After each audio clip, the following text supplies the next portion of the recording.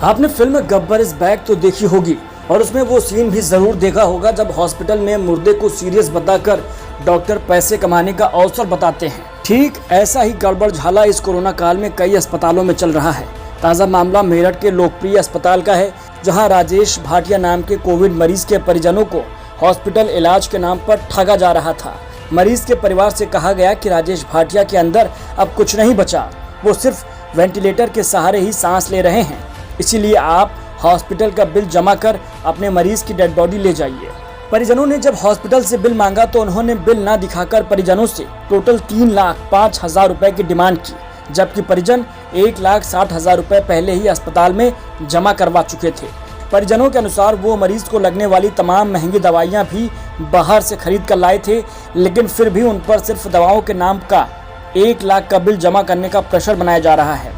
राजेश भाटिया के परिवार वालों ने मेरठ के जिलाधिकारी, एसडीएम और सीएमओ तक से गुहार लगाई, बावजूद इसके अस्पताल सुनने को तैयार नहीं था। मामला किसी तरह मेरठ के पत्रकारों द्वारा संचालित मेरठ कोविड सहायता ग्रुप तक पहुंचा, जिसके माध्यम से पीड़ित परिवार ने सीएम योगी आदित्यनाथ और तमाम बड़े नेताओं से मदद की गुहार लगाई। फिर क्या था, ट्विटर पर अचानक पीड़ित परिवार की मदद की गुहार के लिए रिट्वीट की लहर चल गई, जिसका संज्ञान खुद केंद्रीय गृह सचिव संजीव गुप्ता ने लिया। संजीव गुप्ता ने लगातार 3 घंटे तक ट्विटर पर हर बात का संज्ञान लिया और फिर मेरठ के डीएम को मदद के लिए आदेश दिए।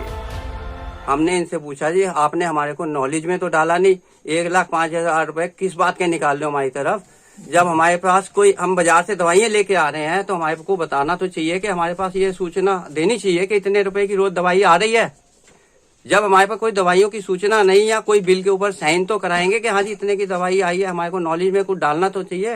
या मेडिकल स्टोर से इतने की दवाई ले रहे हैं, बाद में 1,05,000 रुपए का हमने कहा कि बिल कैसे बन गया, हमारे को ये तो बताओ। कह रहे जी वहां से दवाई आई है नीचे मेडिकल स्टोर से, उसके बिल है। मैं कहा जो हमने 15,000 रुपए की दवाइयाँ रोज ला के दिए हैं, उस दवाइयों का कैसे तो जब हमने ला दी तो वहां से कहाँ से आ गई दवाइयाँ इनके पास। कम से कम हमारे पास सूचना तो देनी चाहिए थी, रोजाना साइन तो कराने चाहिए थे बिल के ऊपर कि इतने की रोज दवाई आ रही है। ना हमारी नॉलेज में डाला, ना इन्होंने हमारे को कोई ऐसी सूचना दी है। उसके बाद में हमने इनसे ABVP वाले जो है उत्तम जी, उनको फोन करा कि ऐसे ऐसे ये हमारे साथ घटना हुई है। उन्होंने आके हमारे साथ सहयोग करा, उन्होंने आके बात करी उनसे कि आपके ये बिल किस बात का मांग रहे हो इनसे। तो फिर कहने लगे कि उसमें पल्स चल रहे हैं, बच्चे में पल्स चल रहे हैं। जब पल्स चल रहे हैं तो इसका मतलब वो जिंदा है। जब जिंदा है तो हमने कहा जी आप हमारे को वेंटिलेटर से हटवाना चाह रहे हैं, दूसरी जगह हम शिफ्ट कराना चाह रहे हैं मेडिकल में। तो इन्होंने कहा जी आप मेडिकल के अंदर पहले वेंटिलेटर का वहां पे इंतजाम कर लो, उसके बाद में हम आपको यहाँ से मरीज को भेजेंगे। हमने वहां पे उत्तम जी ने, ABVP के जो उत्तम जी है, उन्होंने जाके मेडिकल वालों से फोन पे बात करके वहां पे वेंटिलेटर का इंतजाम कर लिया। जब वहां पे हमारा इंतजाम हो गया वेंटिलेटर का, तो हमने इन्हें कहा जी हमने वेंटिलेटर का इंतजाम कर लिया गया है, तो आप इन्हें वहां पे शिफ्ट करवा दो। तो जब हमने इन्होंने कह दिया कि अब एक काम करो, आप पन्नी मंगा लो, अभी तक तो ये पहले तो जिंदा थे, तो इसका बाद में क्या मर गए एकदम ही, के हाथों हाथ ही कह दिया। लेकिन अस्पताल की काली करतूत यही नहीं थमी। उन्होंने केंद्रीय गृह सचिव को जवाब दिया कि राजेश भाटिया अभी जिंदा हैं और वेंटिलेटर पर हैं। उनके परिजन जबरदस्ती उनको वेंटिलेटर हटाकर ले जाना चाहते हैं। देखते ही देखते स्वास्थ्य विभाग सहित तमाम प्रशासनिक अधिकारी हॉस्पिटल पहुंचे और उनके साथ साथ ABVP के कार्यकर्ता भी मौके पर पहुंच गए।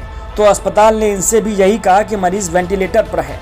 लेकिन जब ABVP कार्यकर्ता उत्तम सैनी ने कहा कि अगर मरीज वेंटिलेटर पर ही है तो आप उसको मेडिकल कॉलेज रेफर कर दीजिए, वहां हम खुद वेंटिलेटर की व्यवस्था कर अपने मरीज का इलाज करवा लेंगे। इतना सुनते ही अस्पताल प्रशासन सकपका गया और 5 मिनट का टाइम मांगा। जैसे ही 5 मिनट पूरे हुए तो हॉस्पिटल प्रशासन ने राजेश भाटिया को मृत घोषित कर दिया और डेड बॉडी सौंपने की प्रक्रिया शुरू कर दी। हॉस्पिटल ने 38,000 रुपए और लेकर परिजनों को डेड बॉडी सौंप दी।